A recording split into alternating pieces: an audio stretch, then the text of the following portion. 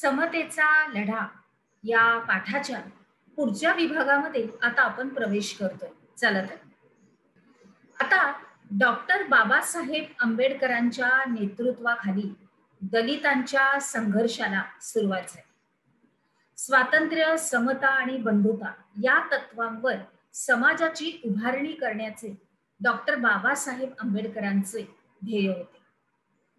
जाती संस्था ही समूळ नष्ट झाल्याशिवाय दलितांवरील अन्यायाचा आणि विषमतेचा शेवट होणार नाही अशी त्यांची खात्री होती.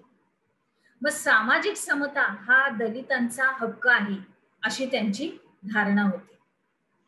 आणि मग स्वाभिमानावर आधारलेली चळवळ करणं त्यांना अभिप्रेत होतं.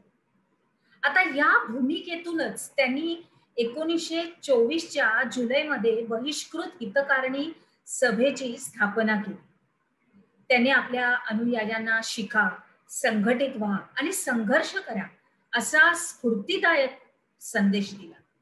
आणि मग बाबासाहेब बोले यांनी मुंबई प्रांताच्या विधिमंडळामध्ये सार्वजनिक पाणवठे हे अस्पृश्यांना खुले करण्याचं विधेयक संमत करून घेतलं होतं.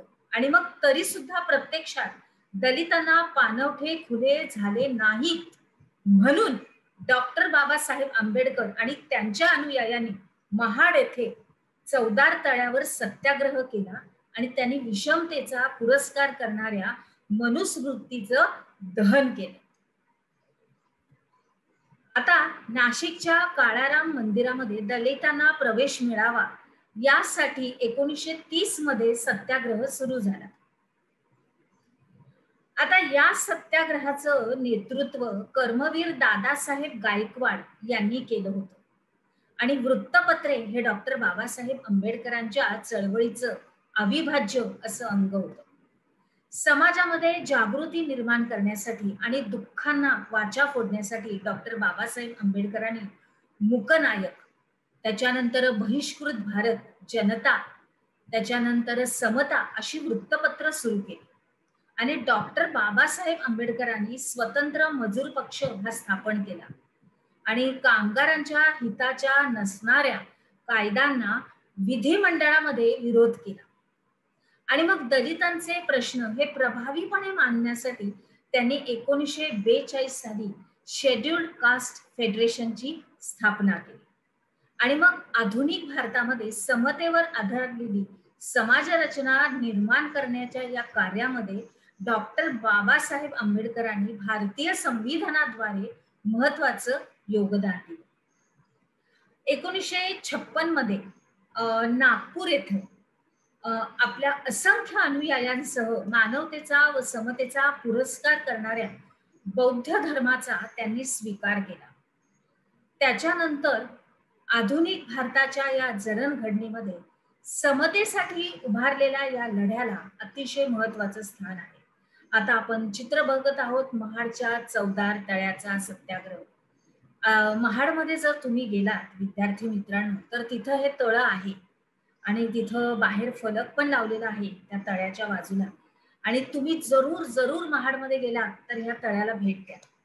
तिथं हे सगळं असं संपूर्ण सत्याग्रहाचं हे चित्र त्या साली जे काही घडलेलं ते या चित्रामध्ये दाखवलं गेलेलं आहे आणि आपण हे आता बघतोय. चला पुढे जाऊया. आता डॉक्टर आनंदीबाई जोशी या आपल्या पहिल्या भारतीय महिला डॉक्टर, हे बघा त्यांचं चित्र आहे.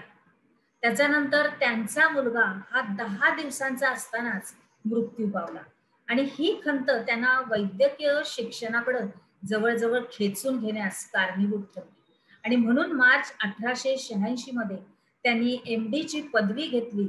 आणि मग काय झालं नंतर तर आनंदीबाई जेव्हा भारतात परतत होत्या तेव्हा त्यांना क्षयरोग झाला आणि पुढे 16 फेब्रुवारी 1887 रोजी पुण्यामध्ये त्यांचा मृत्यू झाला.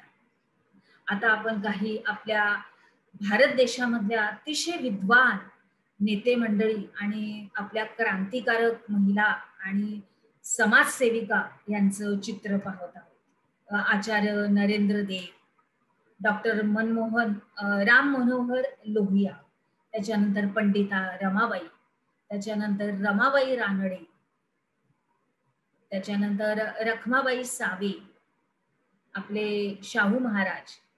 दिसतायत तुम्हाला सगळ्यांची चित्र? हे अतिशय आपल्या भारतामधली अगदी नामवंत मंडळी आहेत विद्यार्थ्यांना.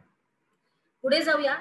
आपण काय शिकलो या अंतर्गत पुढील प्रश्नांची थोडक्यात उत्तरे द्यायची. आधुनिक भारताच्या जडणघडणीत समतेचा लढा हा महत्वाचा का ठरतो? पूर्व खान देशामध्ये साने गुरुजींनी केलेलं कार्य लिहायचंय. त्याच्यानंतर कामगारांनी उभे केलेले लढे हे राष्ट्रीय चळवळीस पूरक कसे ठरले? या सगळ्या प्रश्नांची उत्तरं अर्थात व्यवस्थित तुम्ही तुमच्या वहीमध्ये नमूद करा. चला तर मग आता आपण आपल्या पुढच्या विभागामध्ये प्रवेश करूया.